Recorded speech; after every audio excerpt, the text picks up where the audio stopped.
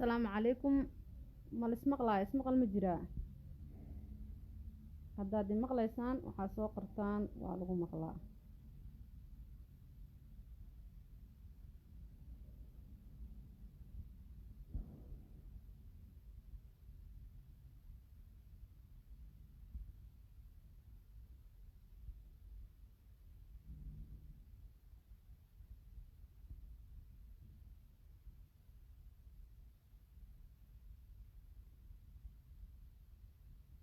waxaan rabaa caawa inaan ka hadlo Sumayo Yuusuf gabadhii hooyadii 28 jirka ahayd oo lagu qabsaday xamar laguna dilay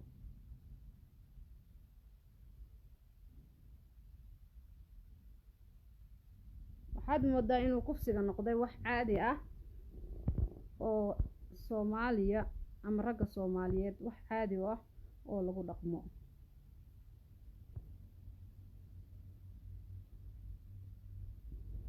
macnaha ragga Soomaaliyeed kulligood raali ayay ka yihiin waayo wax ka dhiidiyo oo ka hadla gabdhaha Soomaaliyeed oo maalin walba la kufsanayo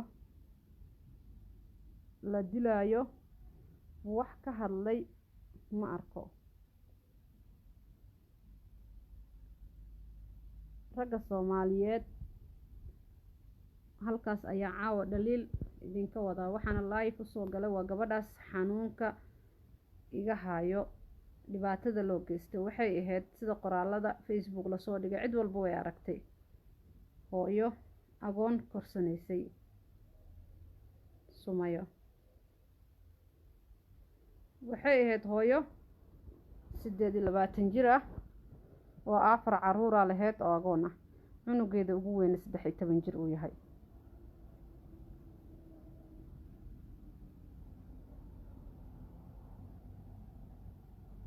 balse caruurteedii agoonta ahaa caawana waxaa laga dhigay rajo waxaana ka dhigay adiga idaawanayo oo ah wiil Soomaaliyeed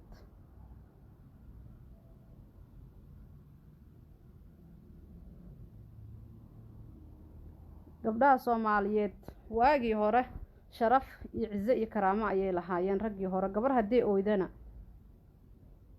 10 nin ayay dili jireen balse ragga hadda joogo gabdhaha hadii ooyaan ayaa hadii kale wax dan ka mala kufsi iyo dil ayay iskugu sii dareen ciilka caawa aniga aan qabo waxaan aaminsanahay gabdho badan oo Soomaaliyeed inay iyagana qabaan ay dareemayaan balse ay qalbiyadooda ku haystaan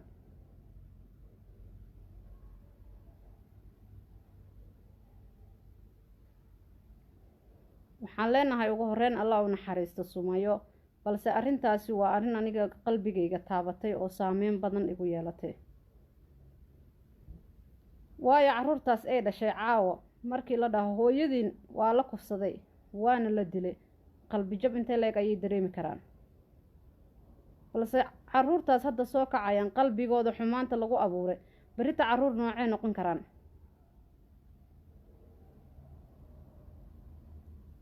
waragii Soomaaliyeed sharaftooda way dhimatay xaqiiqda markaan ka hadalno Aisha sidii loo galay waad ogeedeen oo cid social media joogta aan ka warqabin ma lahan gabadhi kale oo yareed magaceeda ma xasuusta iyadana dhibaatadaas ayaa loo geystay hooyo 95 jir ah oo ceelasha iyadana intii halkaas waxay tiri halkaas ayaa nin isaarta gurigeyga intuu igu soo galay meel duur ayuu geystay way kufsaday way dhiig baxday iyadoo tabcaan ayaa meeshii laga soo qaaday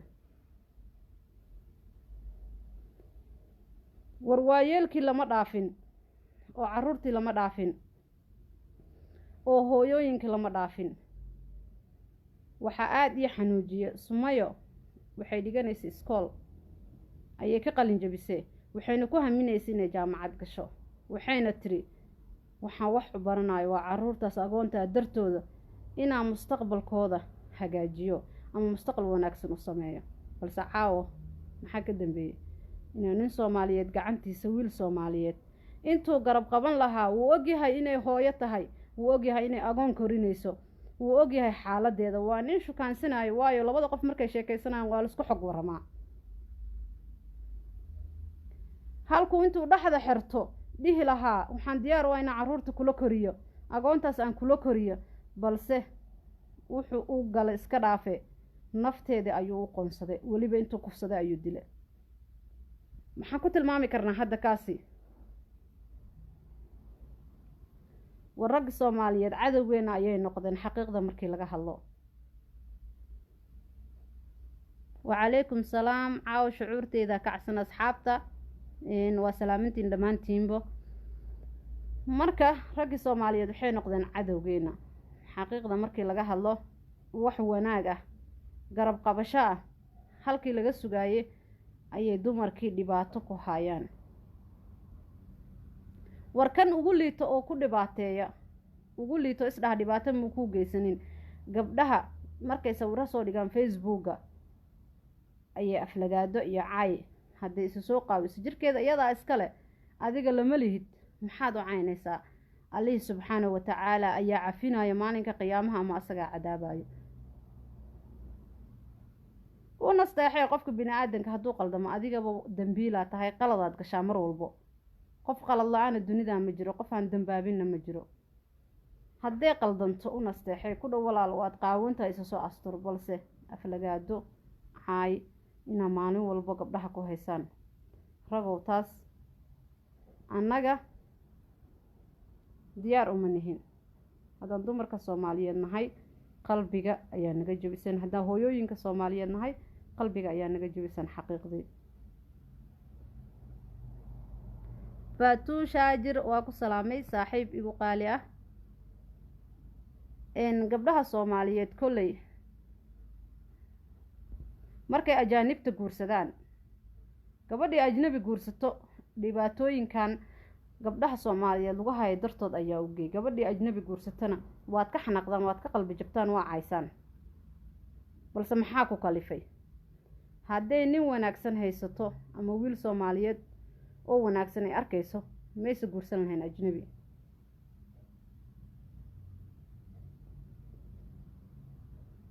arrinkaani waxaa loo baahan yahay dhalinyaro inaad ka hadashaan. dhalinyarada ayaana dunida wax bedeli karto, ayaga ayaa wax wanaajin karo in laga dhiidhiyo. ninkaas maanta gabadha kufsaday kolley guri ayuu isku qarinayaa, lama soo qabanin. dadka qarinaayo ayaa asaga dembiga galo, waayo waa isku dembi. qaadi iyo qaryo waa isku mid ay dhahdaa Soomaalida, ma fahamtee? marka dhalinyaro arrintaas waa inaad ka hadashaan. wadaadada Soomaaliyeed markay deeqa afro hees soo qaado ee isa soo qaawiso way ka hadlaan, ama markay meel show lagu qaban rabo waxay dhahaan waa dembiyaa lagu qaban. balse dhibaatada gabdhaha Soomaaliyeed lagu haayo iyo kufsiga iyo dilka maalin walba lagu haayo waayo uga hadli laayihiin.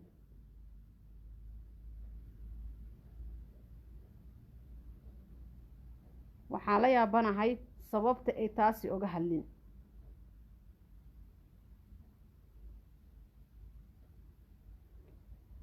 gabdhow meeshaan rag la guursada ma joogaan. gabdhaha Soomaaliyeed waxaan kula talinayaa inay is ilaaliyaan. mid la qabay oo guri kuu joogto waa la dilay, mid banaanka joogto waa la dilay, habar waa la dilay, ayeeyo waa la dilay. cid la dhaafay, cid aan la dilin oo la kufsanin ma jirto.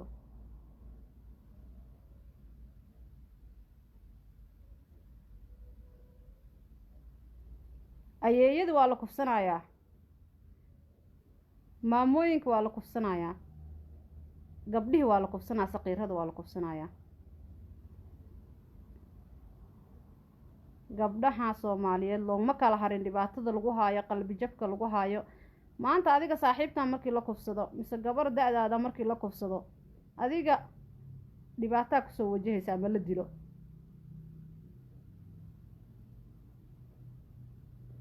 aaminaad yaa dhimanaysa. maanta uma maleynayo gabar xamar ku nool inay intay nin aaminto ama maqaayad u raacdo ama meel u raacdo ee xiriir la yeelanayso. waayo Sumayo dhibki soo gaaray gabar walba ay arkaysaa.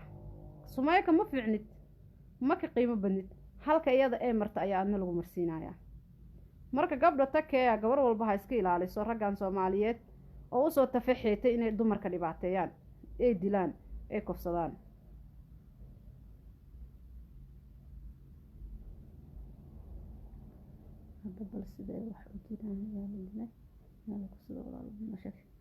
haliyey wadani soomaaliyeed waxaan ka hadlaynaa qisadii ku dhacday Sumayo Yuusuf, gabadhii hooyada ahayd xamar lagu kufsaday ee haddana la dilay. arrinkaas ayaan ka hadlaynaa. may la socotaa haliyey wadani dulmidiid? adigaaba haliyey dulmidiid kugu qoran tahay, waa inaad dulmiga ka dhidhisaa. marka dhibaatooyinkii kufsiga way soo bateen. dowladda Soomaaliyeed madaxweyne Farmaajo asaga hadda ka taliyo Muqdisho, waa ninkaas inuu maxkamadda hor keena, waa inuu dil toogasho ku xukumaa. midda kale raggan wax kufsanayo, ninkii gabar kufsado waa in qooraha laga gooyaa ugu horreyn, hadduu dilana waa in la dilaa. xukunkaas haddii Soomaaliya laga hirgeliyo, dhibaato dambe oo kufsi way yaraanaysaa, sida ani aan aaminsanahay, waa aqligayga.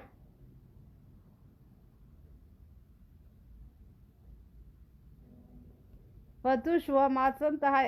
waa sax, is-ilaaliya gabdho. xaqiiqdii kolley lisma ilaalin karo oo ilaah ayaa wax ilaalin kara, ilaah nabada ilaaliyo. gabar iyo hooyo cid la dhaafayo ma jirto. arrintani waa xasuuqii dumarka, ama dumarka ayaa loo soo diray ayaan dhihi karaa kuwaan raggan.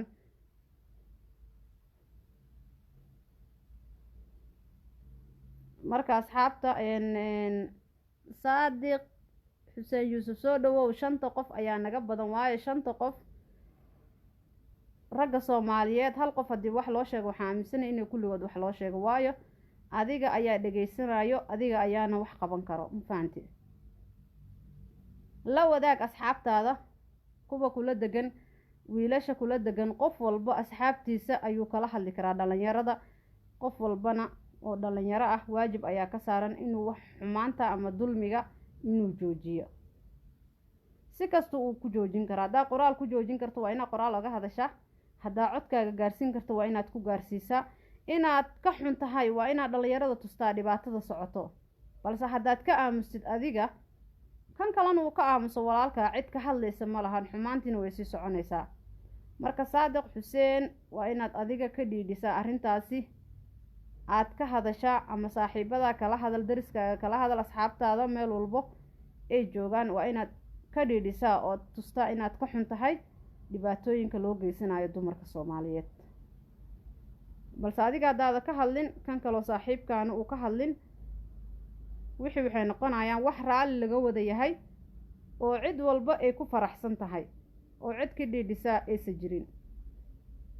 balse haddii dhalinyaradii ay wada kacaan oo ay ka wada hadlaan arrintaani, aysan tusaan inaysan raalli ka ahayn, odayaashina way kacayaan, wadaadadina way kacayaan, dowladdiina way kacaysaa. balse dhalinyaradii hadday ka aamusaan, dadkina way ka aamusayaan. marka waxaan rajeynayaa ragow inaad dhibaatadan aad ku haysaan dumarka, aad nagu haysaan inaad naga daysaan. war raggii Soomaaliyeed waa noolaga sheekeeyay, raggii Soomaaliyeed inay dumarka hadday ooyaan ay intaasoo naf goyn jireen. soo aabayaashiin ma ahan, soo walaaladiin maysan ahayn, soo abtiyaashiin may ahayn. maxaa adinka damiirka idinka qaaday? maxaa gabdhaha walaaladiin u dhibaataynaysaan?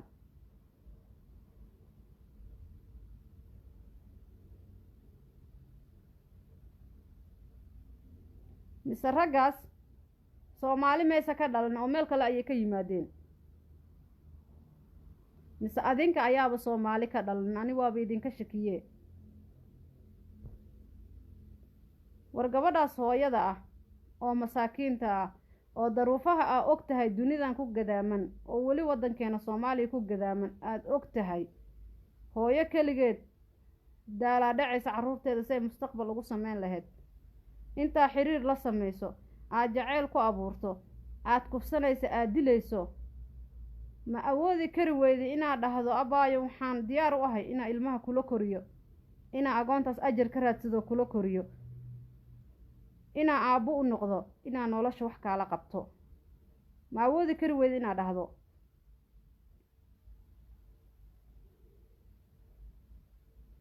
haddaad awoodin inaad la koriso agoonta, ma awoodi kari weydi inaad nolosheeda ka fogaato? dil iyo kufsi intaa iskugu daraysid qofka bini aadanka ah haddaada wax u qaban karin waxba ha u dhimin biliis, waxba ha ka goynin. dunidan iyadaa dhibaatadeeda iska badan tahay. hooyo singal ah oo caruur agoona korinayso iyadaa dhibaatadeeda haysataa. haddaad u gargaari karin biliis waxba ha u dhimin, waxba ha u dhimin. warragow waayeeladii waad kufsateen, caruurtii waa kufsateen, hooyooyinka waa kufsateen, gabdhihii waa kufsateen. yaa dhaafteen? maxaase idin dhiman? war dumarka maxaa idinka dhiman? soo walaashaa ma ahan? war soo hooyadaa ma ahan? soo mayse kuu dhixin? soo mayse kula dhalan? maxaa damiirka idinka qaade? arrintaas wallaahi qalbigaygay taabatay, ma qiyaasi karo dareenkayga siduu noqda markaa arkay. caruurtaas maanta hooyadood la kufsada la dilay, qalbigooda maanta siduu yahay? waa 13 jir, waa qof wax dareemi karo. curadkeeda wuxuu ahayaa layidhi 13 jir. 13 jir soomaaliya jooga waa qof aqli leh oo wax dareemayo oo wax kastoo meesha ka dhacay fahmayo. markii lagu yidhaahdo hadduu wiil yahay hooyada waa la kufsaday waa la dilay, uqdad intee leeg ayaa gelaysa qalbigiisana siduu noqon karaa? ma dareemi kartaa? ubax hadda soo baxaayo meeshii wanaag la bari lahaa haddii xumaa la baro, hooyaday waa la dilay waana la kufsaday, isagana qalbigiisa maxaa geli kara? muxuu samayn karaa?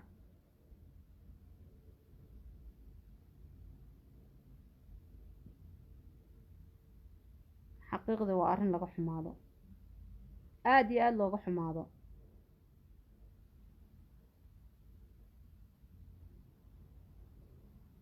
jamaal soo qabuula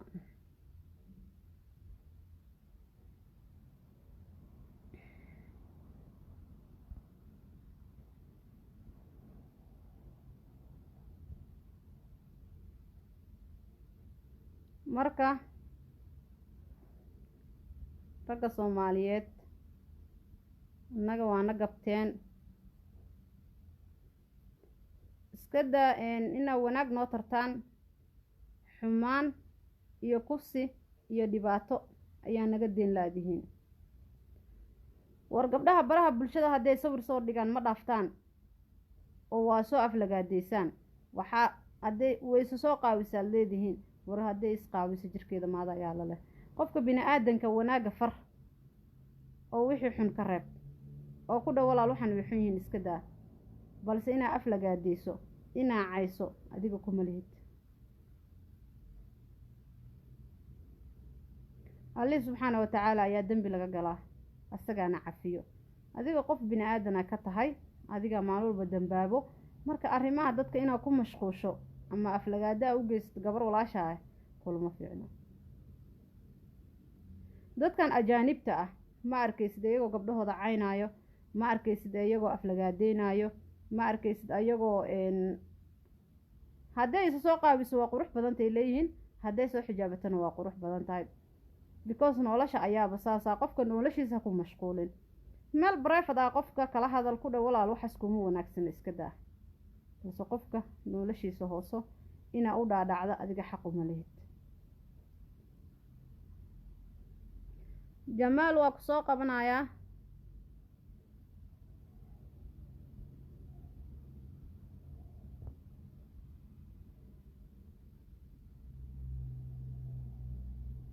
qadka kaa xunaa maleyna walaal ma kusoo qaban karo.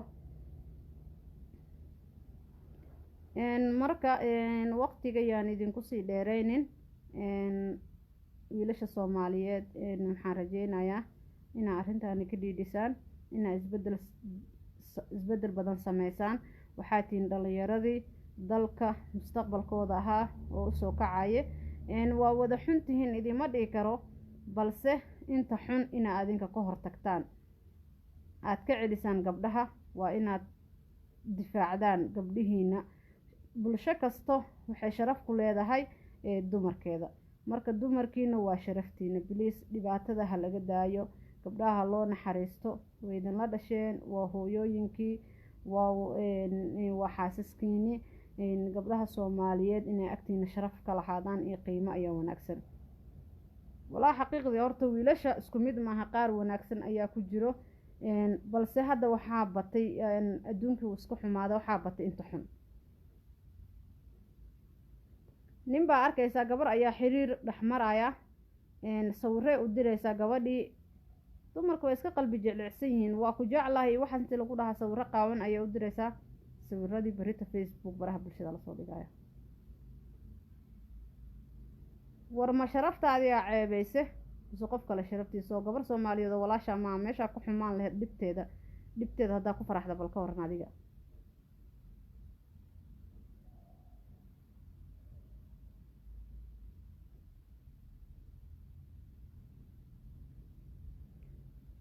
mid baa waa ku jecla dhahaysa video oohin calaacal ay usoo diraysaa.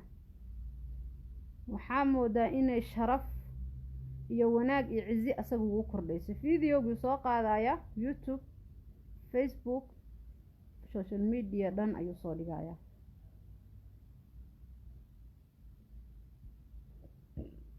war maxaa faa'iido ku ah haddaa qof muslin ah oo Soomaaliyeed oo walaasha ah aa ceebayso aad soo dhigto baraha bulshada? maxaa adiga faa'iido kugu jiro? gabadhaas qalbi jabkeeda adiga maxay ku tahay ii sheeg.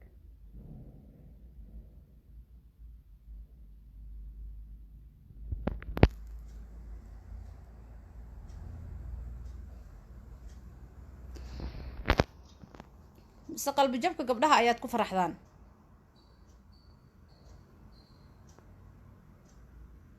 war Ilaahi subxaana wa tacaala wuxuu yidhi qofkii hal ceeb asturo kun ceeb ayaan u asturayaa. gabadha walaasha ah waa inaa ceebteeda asturtaa. adigaba ceeb ayaad leedahay, Allah subxaana wa tacaala ayaa maalin walba kuu asturo. marka adiga inaa ceebteeda asturto isku day.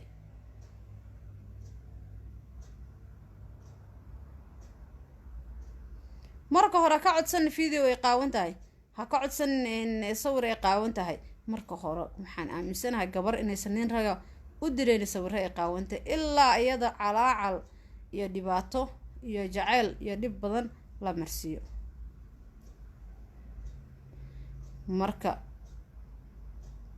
markii hore waa la calaacalayaa gabdhaha, jacayl beena lagu abuuraya, marka dambena sawiradoodii iyo sharaftoodii dhan ayaa Facebook lasoo dhigaya ama YouTube la gelinaya. taasi marka waxaa aniga fahmi waaye,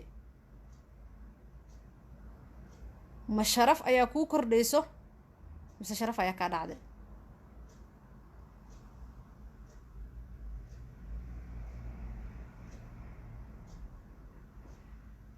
wallaahi ma aqaan raggan iyo annaga sida aan isku dareen u nahay. dumarka way ka dhiidhiyaan wiil Soomaaliyeed oo meel lagu dilaayo ma arki karaan. waxay jecel yihiin naftooda inay u huraan, waxay jecel yihiin inay wiilasha Soomaaliyeed sharaftooda ee ilaaliyaan. balse raggii waxay noqdeen cadowgii dumarka. kufsi iyo dil, dhac, dhibaato, sharaf xumo, sawirada meel walba lasoo geliyo, caay, aflagaado, wax wanaaga ilaa hadda kuma haayo. waxaan idinka codsanayaa marka inta idaawanaysa ama inta idaawan doonto inaan arrinkaani ka dhiidhino. gabadhaas walaashan Allah u naxariisto, kulley qof walba maalintiisa ma dhaafayo, laakiinse qofka sharaf wanaagsan inuu ku dhinto ayaa wanaagsan. laakiinse kufsi iyo dil iyo dhibaato in laiskugu daro gabdhaha Soomaaliyeed ma wanaagsano. arrintaasi aad ayaan naga xumahay xaqiiqdii. aniga waxa caawa live-ka isoo geliyay waa arrintaas darteeda. live ma soo galo inta badan mana jecli, balse marmar ayaa qalbiga iska bedelaya oo xanuun badan aad dareemaysaa. marka xanuunkaasina waxaa jeceshahay inaa la qaybsato dadka xanuunka aa ka dareemaysay ama asxaabtaada.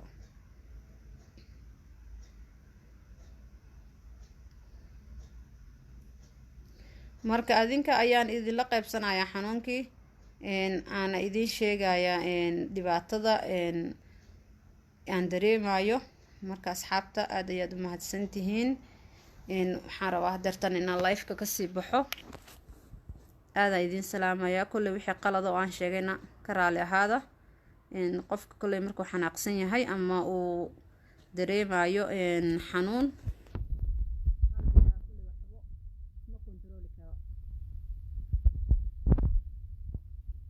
sumayo dhibaatada loo geystay ayaa xanuun iga keenay.